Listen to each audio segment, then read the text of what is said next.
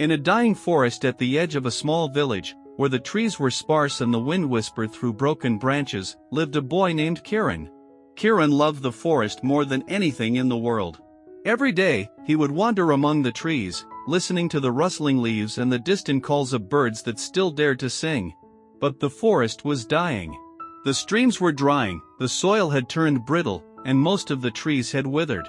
People in the village had given up hope, saying, "Nothing can save this place now." One day, while exploring a forgotten corner of the forest, Kiran stumbled upon a tiny, fragile seed, unlike anything he had ever seen. It glowed faintly in the sunlight as if carrying the life of the entire forest within it. Kiran realized that this was the last seed of the great elder tree, the tree that once nourished the forest and gave it magic. If this seed was lost, the forest would die forever.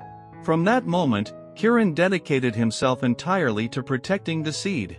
Every day he carried it in a small pouch close to his heart.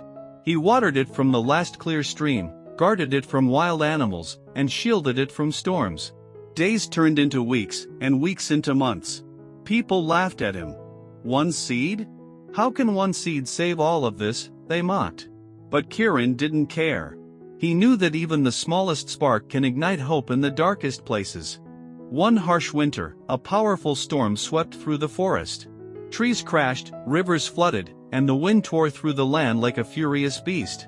Kiran sheltered the seed in a hollow rock and stood outside, defying the storm. When the tempest passed, almost nothing remained except for Kiran and the seed, unharmed. It was a sign that the forest's fate still rested in his hands. Seasons changed, and Kiran continued his care, patiently waiting for the seed to grow. Slowly, roots broke through the soil, tiny sprouts emerged, and finally, a small sapling rose toward the sun. Birds returned, the streams began to flow again, and the once barren forest began to bloom.